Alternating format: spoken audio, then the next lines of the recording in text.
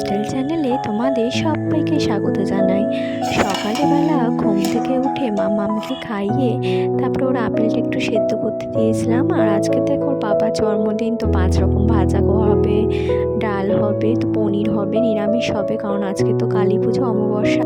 তারপরে আমি কিন্তু ঠাকুর ঘরে চলে এলাম। এখানে সব ঠাকুরকে ফুল দিয়ে আজকে পুজো দিলাম সুন্দর করে।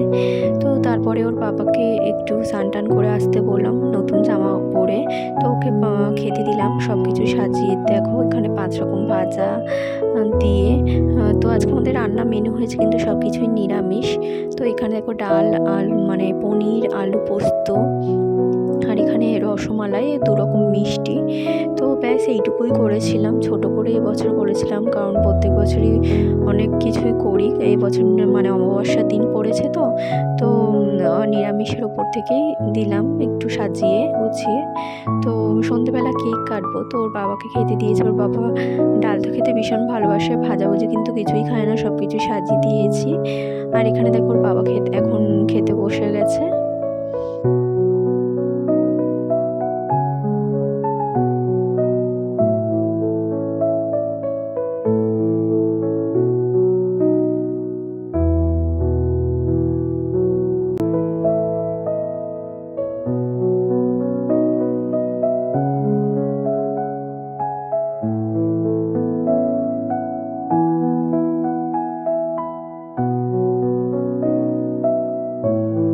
তারপরে আমি কিন্তু মামামকে নিয়ে কেকের দোকানে চলে এলাম। ওকে 2 পিস এমনি ছোটো কেক কিনে দিয়েছিলাম। তারপর ওর বাবার জন্য একটু বড় সাইজের একটু কেকটা নিয়ে গিয়েছিলাম।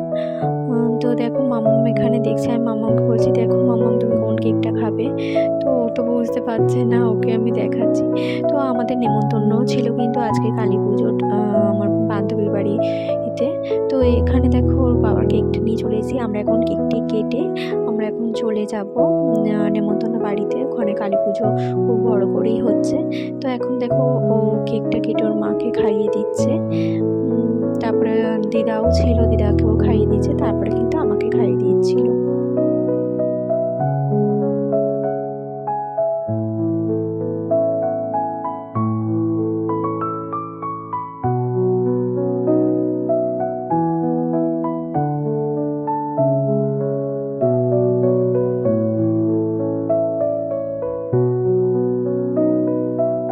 এইখানে দেখো তোমাদের দাদাভাই আমাকে কেকটা খাইয়ে দিচ্ছে। আমি তো অনেক বড় হাঁ করেছিলাম। তো তারপরে আমি ওকে একটু কেকটা খাইয়ে দিচ্ছি। তো তারপরে আমরা দুজন মিলে বেরিয়ে পড়েছিলাম। আর মামামকে এখানে দেখতে পাচ্ছ না, কারণ মামাম ঘুমিয়ে পড়েছিল কেক কাটার টাইমে।